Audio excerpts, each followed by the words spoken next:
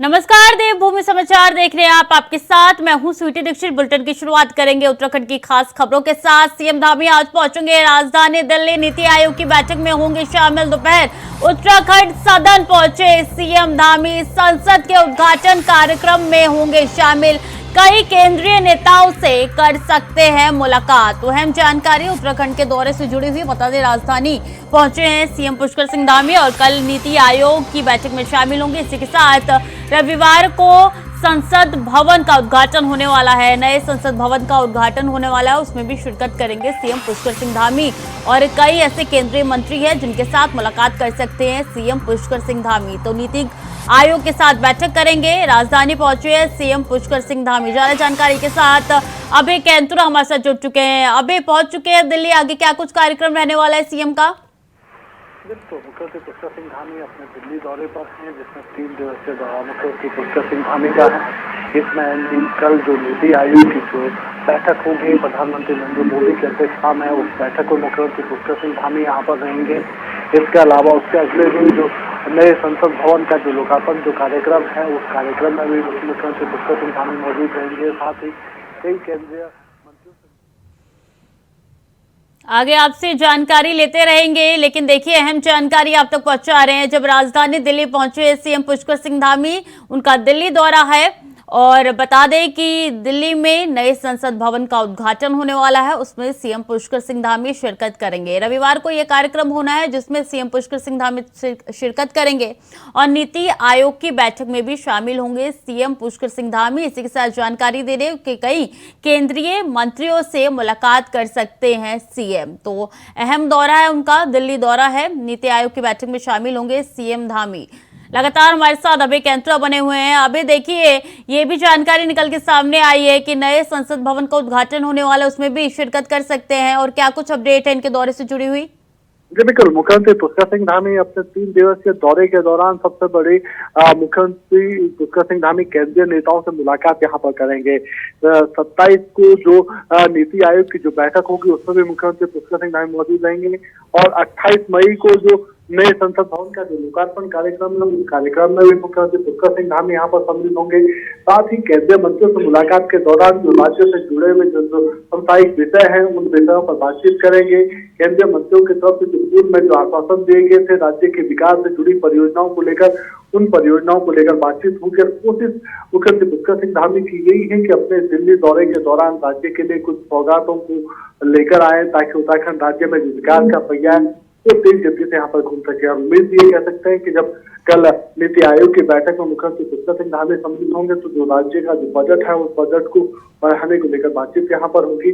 जो राज्य की जो क्षति पिछले दिनों ये कह सकते हैं कि जीएसटी लागू होने के बाद यहाँ पर हुई थी, उस क्षति पूर्ति के लिए यहाँ पर मांग करेंगे और एक आर्थिक पैकेज देने की कोशिश यहाँ पर मुख्यमंत्री की तरफ से रहेगी, ताकि केंद्र की तरफ से जो केंद्र शासित योजना है उनका बजट यहाँ पर बढ़ाया जा सके। मुख्यमंत्री का ये दौरा उत्तराखंड के विकास के लिहाज से काफी महत्वपूर्ण यहाँ पर समझा जा सकता है, क्योंकि लगातार मुख्यमंत्री पुष्कर सिंह धामी आम जनता के हित की जो योजना तय करे, उसके लिए उत्तराखंड राज्य में जो बजट का जो अभाव रहता है, सीमित संसाधनों में जो सरकार काम करती है, उन संसाधनों को बढ़ाने की आवश्यकता है। और दूसरी सरकार की यही है कि 2025 का जो लक्ष्य चुना गया उसके आधार पर मुख्यमंत्री को प्रधानमंत्री को मुख्यमंत्री की तरफ से अपने राज्य का जो रोड मैप, उस रोड मैप को बताने का काम यहाँ पर किया जाएगा।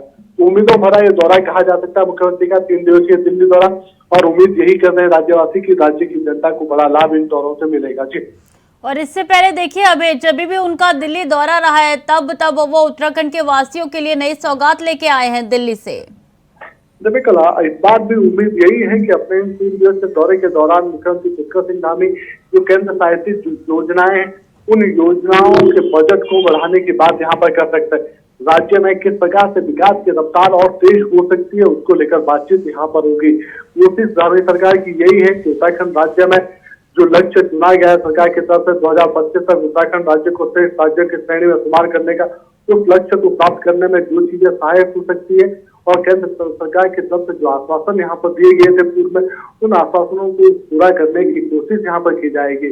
मुख्यमंत्री पुष्कर सिंह धामी प्रधानमंत्री नरेंद्र मोदी से भी बातचीत करेंगे और केंद्रीय मंत्रियों से भी इस दौरान मुख्यमंत्री की जो मुलाकात होगी उसमें यही रहेगा कि राज्य का जो विकास की जो योजना वो योजनाएं ज्यादा से ज्यादा धरातल पर उतर सके और उन योजनाओं का बजट राज्य के हित के लिए, राज्य के विकास से जुड़ा हो, यानी बजट का आकार बढ़ा सके, कोशिश यही मुख्यमंत्री पुष्कर सिंह धामी की रहेगी। जी जी बिल्कुल अभय, देखिए 3 दिवसीय उनका दौरा है और पहले दिन वो नीति आयोग की बैठक में शामिल होंगे। क्या कुछ खास इस बैठक में होने वाला है अभय? सबसे बड़ी बात यह है कि मुख्यमंत्री की तरफ से प्रधानमंत्री के सामने यदि नीति आयोग की बैठक में राज्य की सरकार की तरफ से जो रोड मैप राज्य के विकास को लेकर बनाया गया, उस रोड मैप को साझा करने का काम यहाँ पर किया जाएगा।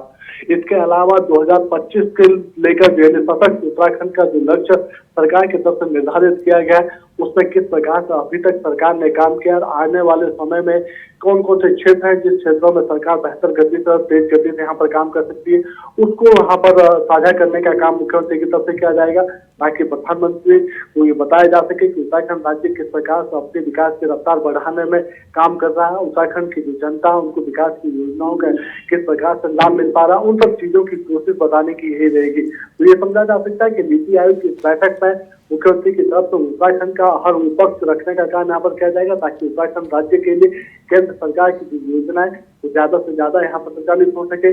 जिन योजनाओं का जो बजट है वो अन्य राज्यों की तुलना में और उत्तराखंड के जो विषम भौगोलिक परिदृश्य है, विषम भौगोलिक परिस्थितियां होती है, उसके हिसाब से बजट यहाँ पर बढ़ाया जा सके, ताकि यहाँ पर जो विकास के काम हो वो काम तेज गति से किया जा सके और जनता को उनका लाभ मिल सके।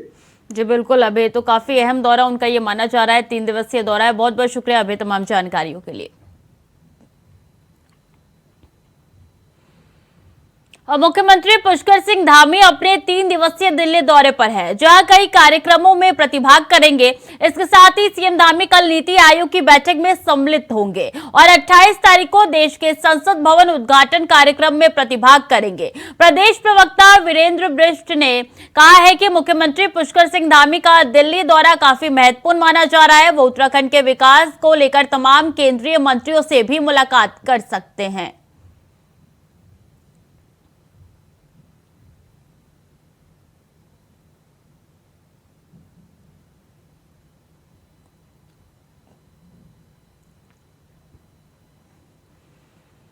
प्रदेश के अंदर अवैध रूप से जमीनों के अतिक्रमण को लेकर सरकार अब सख्त होती हुई नजर आ रही है। प्रदेश सरकार ने जमीनों के अतिक्रमण को लेकर कुछ गाइडलाइंस तय किए हैं, जिसके तहत मुख्यमंत्री ने प्रदेश के मुख्य सचिव एसएस संधू को निर्देशित किया है। मुख्यमंत्री ने कहा है कि हमारा उद्देश्य प्रदेश में रह रहे लोगों को परेशान करना नहीं है, लेकिन वनों और बाकी क्षेत्रों में अवैध अतिक्रमण को तोड़ने का निर्णय लिया गया है, जिसमें हमारी सरकार लगातार काम कर रही है। हमने अधिकारियों को निर्देशित किया है कि किसी भी प्रकार का अवैध अतिक्रमण बर्दाश्त नहीं किया जाएगा।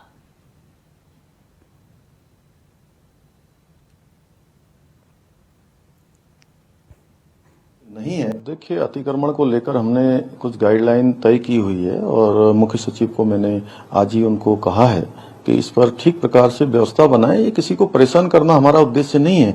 जो लोग वन भूमि पर अभी पिछले कुछ सालों पर काबिज हुए हैं या धार्मिक आड़ में जिन्होंने कुछ धार्मिक प्रतीक खड़े कर लिए हैं, और उन सभी को हटाना, अतिक्रमण की जद में आने वाले, और जो डेमोग्राफिक चेंज हुआ है उनका वेरिफिकेशन करना और उनकी ठीक प्रकार से जांच करना और उसको हटाना, ये हमारा काम है। इसमें कहीं किसी को परेशान करना, जो गोठ हैं, खत्ते हैं या जो बरसों से अध्यासित हैं, वन पंचायतों पर अध्यासित हैं, ऐसे लोगों को परेशान करना कतई भी हमारा उद्देश्य नहीं है।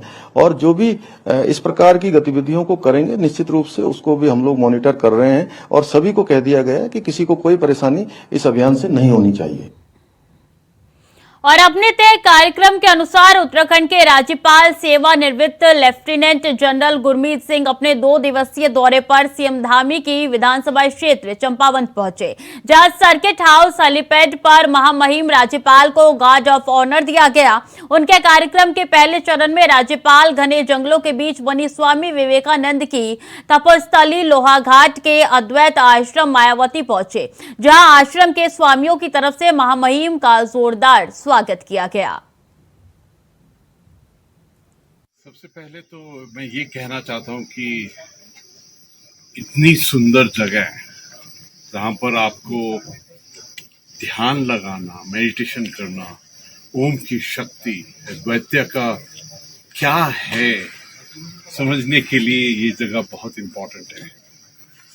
मैं तो कहूँगा कि हम सब बहुत भाग्यशाली हैं कि स्वामी विवेकानंद जी यहाँ आए। उन्होंने खुद यहाँ पर ध्यान किया, और जब मैं दोनों ही स्थान पे गया, जो ऊपर वाला स्थान जहाँ 6 दिन रहे और नीचे वाला जहाँ 9 दिन रहे, उनमें एक चमत्कार दिखाई देता है। उस जगह के अंदर में आप खुद जाएंगे तो आपको ऐसा लगेगा कि आपके मस्तिष्क में कोई भी सोच नहीं आएगी। You can really enjoy the meditation in the purest form of it. मुझे बहुत खुशी है कि मैं जब यंग ऑफिसर था, कैप्टन था, तो मैंने उस वक्त में विवेकानंद जी की 9 वॉल्यूम पढ़ी थी। आज स्वामी जी ने मेरे को फिर दोबारा से 9 वॉल्यूम दी है, और मैं उसको दोबारा से अध्ययन करूँगा। अगर इस जगह का सचमुच ही लुत्फ लेना है तो कम से कम 3 दिन इधर में आना जरूरी है। 3 दिन आकर एकदम अपनी आत्मा को स्वच्छ, प्रफुल्ल और ये समझने की कि हमारा ब्रह्मांड के साथ में क्या कनेक्शन है।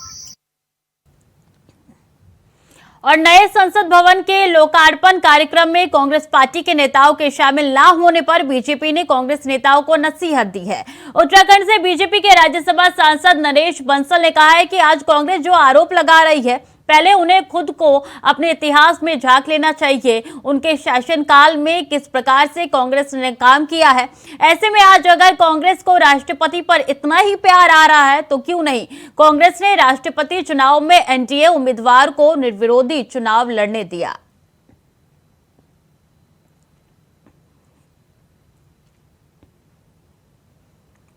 आज क्योंकि विपक्ष को केवल विरोध करना है, आज केवल राष्ट्रपति जी के प्रति उनका अनुराग कैसे उमड़ आया। अगर इतना अनुराग था तो उन्होंने राष्ट्रपति जी का निर्विरोध निर्वाचन क्यों नहीं होने दिया, उनके खिलाफ कैंडिडेट क्यों खड़ा किया, उस समय उनके लिए अपशब्दों का प्रयोग उन्होंने किया। तो ये केवल एक स्वार्थ की राजनीति है जिसमें उनको कोई ना कोई राजनीति करनी है। उन्होंने ही अनेक प्रकार के, ऐसा कोई नियम भी नहीं है। और अगर इतना ही है तो सोनिया गांधी तो राज्यपाल नहीं थी, उन्होंने छत्तीसगढ़ के विधानसभा भवन का उद्घाटन क्यों किया? वो तो राज्यपाल भी नहीं थी, सांसद थी केवल। प्रधानमंत्री तो कर रहे हैं। मणिपुर में उन्होंने किया। इवन पार्लियामेंट की जो एनेक्सी बनी उसका उद्घाटन श्रीमती इंदिरा गांधी ने किया था। पूर्व मुख्यमंत्री हरीश रावत के दिए गए धरने पर जहां बीजेपी सवाल खड़े कर रही है, तो वहीं कांग्रेस ने भी पलटवार करते हुए बीजेपी प्रवक्ताओं को नसीहत दे डाली। कांग्रेस प्रवक्ता गरिमा दसौनी ने कहा है कि बीजेपी नेता पूर्व सीएम के जिन आरोपों पर सवाल उठाते हैं उन पर सरकार गंभीर है, लेकिन बीजेपी नेताओं को शायद गर्म गर्म खाने की ही आदत पड़ चुकी है, जिससे उन्हें बाज आना चाहिए। देखिए, भाजपा के प्रवक्ताओं को मेरी नसीहत है कि जब बड़े लोग कोई बात कर रहे होते हैं तो बच्चों को अपना मुंह उसमें नहीं डालना चाहिए। विपिन कैंतुला का खास करके बयान अखबारों में छपा है कि प्रलाप कर रहे हैं। इससे पहले महेंद्र भट्ट और मनवीर चौहान ने भी कई आरोप हरीश रावत जी के धरने पर और सर्वदलीय धरने पर लगाए। ऐसे में राज्य सरकार ने तो तुरंत संज्ञान लेते हुए माननीय हरीश रावत जी का जो धरना था उसकी मांगों को संज्ञान लेते हुए तमाम उन मांगों को समाहित भी किया है, और अब जांच के बाद ही किसी के ऊपर कोई कार्रवाई करने का निर्णय लिया है। हमने गोट की बात करी, हमने खत्ते की बात करी, हमने कहा कि इनके सबके अलग अलग प्रावधान होने चाहिए, सबको आप एक तोल में नहीं माप सकते। इसलिए राज्य सरकार को चाहिए कि पहले वो जाँच करे कि कौन कितनी पीढ़ियों से यहाँ रह रहा है और किसका कितना अधिकार यहाँ उत्तराखंड के वन भूमि पे या उत्तराखंड के संसाधनों पर बनता है। उत्तराखंड बीजेपी का संगठन इन दिनों चुनाव से पहले खुद को मजबूत करने में जुटा हुआ है, जिसमें जिला विधानसभा और मंडल स्तर की कार्य समितियां इन दिनों हो रही है। बीजेपी की मसूरी विधानसभा की कार्य समिति आज देहरादून में आयोजित हुए, जिसमें मंडल से लेकर बूथ स्तर तक के कार्यकर्ता मौजूद रहे। इस कार्य समिति में कैबिनेट मंत्री और मसूरी से विधायक गणेश जोशी भी मौजूद रहे, जिन्होंने कहा है कि आज देश में पीएम मोदी के शासनकाल को 9 साल पूरे होने जा रहे हैं और इन 9 सालों में देश ने विश्व के मानचित्र पर भारत को मजबूत देश बताने का काम किया है।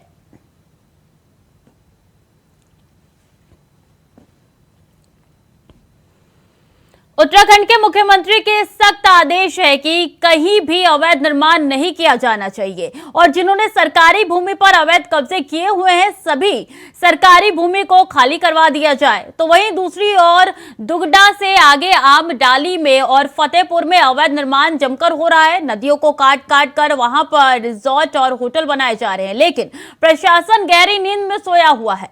जहां एक और ग्रामीणों को पीने का पानी मुहैया नहीं हो पा रहा है, वहीं ये निर्माण करने वाले नदियों में बड़ी बड़ी मोटर लगाकर पीने के पानी का निर्माण कार्य लगा हुआ है। जल संस्थान को भी ग्रामीणों की समस्या से कोई लेना देना नहीं है। टुल्लू पंप लगा करके नदियों से पानी खींचा जा रहा है तो डेफिनेटली ये एक अवैध गतिविधि है, क्योंकि एक सिंपल पानी को यूज़ करना और एक मोटर लगा के पानी को यूज़ करना, ये दोनों अलग गतिविधियाँ हैं। इसमें टीम बना करके उनको टुल्लू जब्ती भी कराई जाएंगे, कार्रवाई भी की जाएगी, जल स्थान को भी निश्चित किया जाएगा कि अगर उनको अतिरिक्त पानी की आवश्यकता है तो नियमानुसार जो भी अपना यूज़ करने के लिए हिसाब से अपना वो कनेक्शन लें। उसके और नगर निगम की टीम ने केंद्र और राज्य सरकार के निर्देश पर प्लास्टिक मुक्त अभियान के तहत सब्जी मंडी में दबिश दी, जहां पर व्यापारियों की तरफ से प्लास्टिक के थैलियों में सब्जी दी जा रही थी। ऐसे में नगर निगम की टीम ने उन पर कार्रवाई की और उनकी सारी प्लास्टिक की थैलियों को जब्त कर लिया, साथ ही उन पर जुर्माना भी लगाया गया। इसके साथ ही सख्त निर्देश दिए गए कि अगर दोबारा वो प्लास्टिक का यूज करने जा रहे हैं तो उन पर डबल जुर्माना लगाया जाएगा।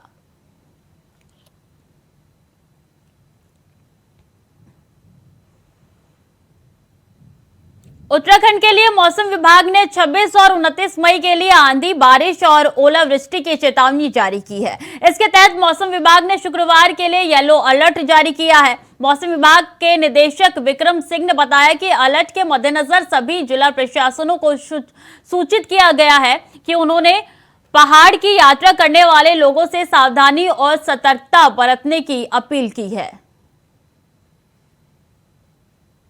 निदेशक मौसम केंद्र देहरादून से उत्तराखंड के लिए अभी अगले 2 से 3 घंटे के लिए मौसम की बात करें तो देहरादून डिस्ट्रिक्ट, इसी तरह टेहरी और पौड़ी डिस्ट्रिक्ट जो है, तो इनमें आप देखेंगे कि जो शुरुआत है वो देहरादून डिस्ट्रिक्ट से हो रही है, जो रेन थंडरस्टॉर्म की एक्टिविटी है। और उसमें आप देखेंगे अभी जो हवा की गति है वो 60 से 70 किलोमीटर प्रति घंटा की स्पीड से आपको कहीं कहीं पर देखने को मिलेगी इन डिस्ट्रिक्ट्स में, देहरादून, टेहरी और पौड़ी डिस्ट्रिक्ट्स में।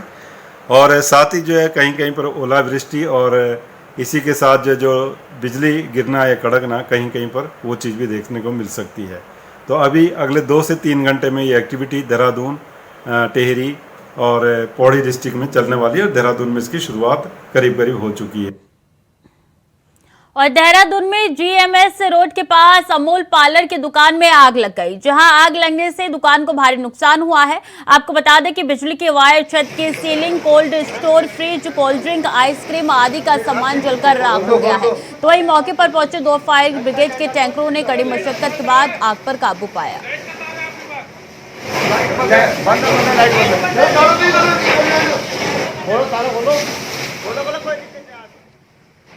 बीजेपी नगर अध्यक्ष मदन जोशी के नेतृत्व में दर्जनों कार्यकर्ताओं कोतवाली पहुंचे हैं, जहां रामनगर वन प्रभाग के अधिकारियों के खिलाफ कोतवाल अरुण कुमार सैनी को तहरीर सौंपी और तहरीर सौंपते हुए दोषी अधिकारियों के खिलाफ मुकदमा दर्ज करने की मांग की गई। आपको बता दें कि बीजेपी नगर अध्यक्ष मदन जोशी ने बताया कि वन विभाग की जमीन से अतिक्रमण हटाने को लेकर अधिकारियों ने कई स्थानों पर बिना हस्ताक्षर और बिना पंत्रांक के नोटिस चस्पा किया है और भय का वातावरण बनाने के साथ ही सरकार की छवि को धूमिल करने का भी काम किया है।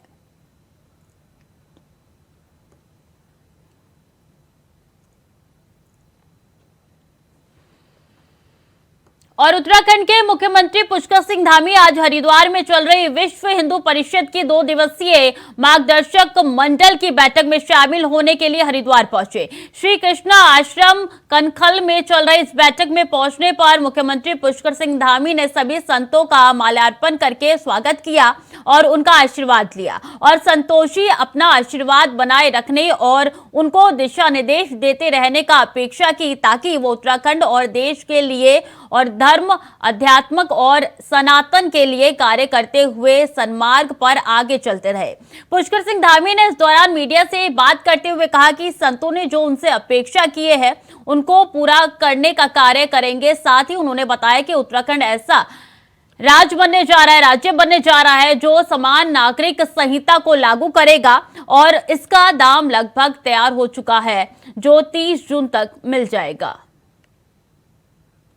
हमारे पूज्य संतगण धर्म के लिए, अध्यात्म के लिए, संस्कृति के लिए अपने संपूर्ण जीवन को लगाते हैं। उनकी त्याग तपस्या के कारण आज हमारा जो सनातन हमारा जो चल रहा है या वो संस्कृति आगे बढ़ रही है, उसमें उनका बहुत बड़ा योगदान है।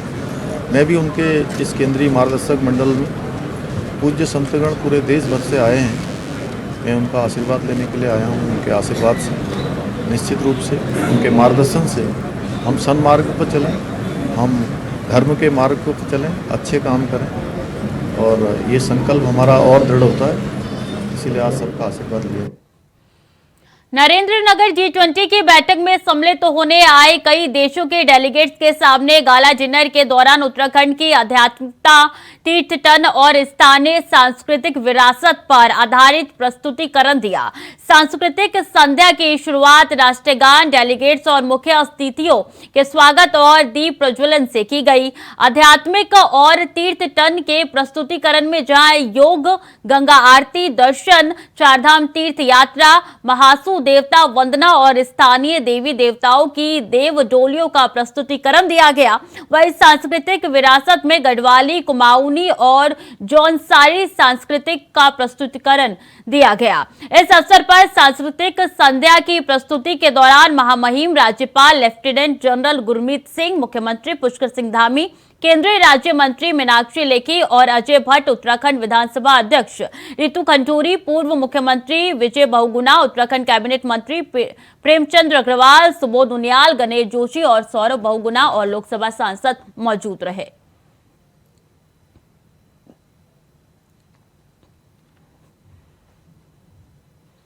रामनगर में सिंचाई विभाग की नहरों और गुलों पर अवैध रूप से अतिक्रमण करने वालों के खिलाफ सिंचाई विभाग की तरफ से इस अवैध अतिक्रमण को जेसीबी मशीन की मदद से ध्वस्त करने की कार्रवाई की गई। गुरुवार को भारी पुलिस बल के साथ सिंचाई विभाग की टीम मंगलवार रोड गुलर घट्टी पहुंची, जहां टीम ने विभाग की नहर पर अवैध रूप से अतिक्रमण करने वालों के खिलाफ कार्रवाई करते हुए कई स्थानों पर इस अवैध अतिक्रमण को ध्वस्त करने की कार्रवाई की गई। तो वहीं कई अतिक्रमणकारियों के तरफ से अपना अतिक्रमण स्वयं भी ध्वस्त किया गया।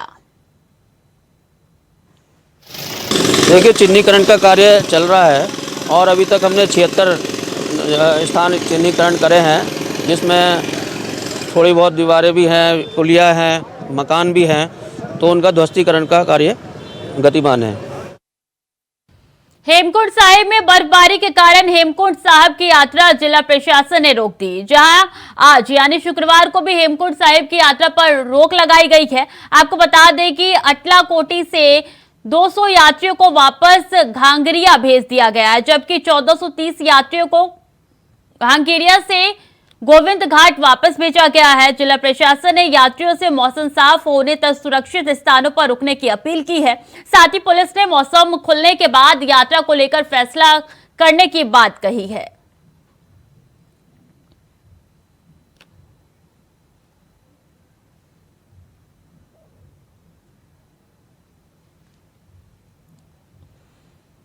तो फिलहाल के लिए बुलेटिन में इतना ही। खबरों का सिलसिला लगातार जारी है, देखते रहिए इंडिया वॉइस।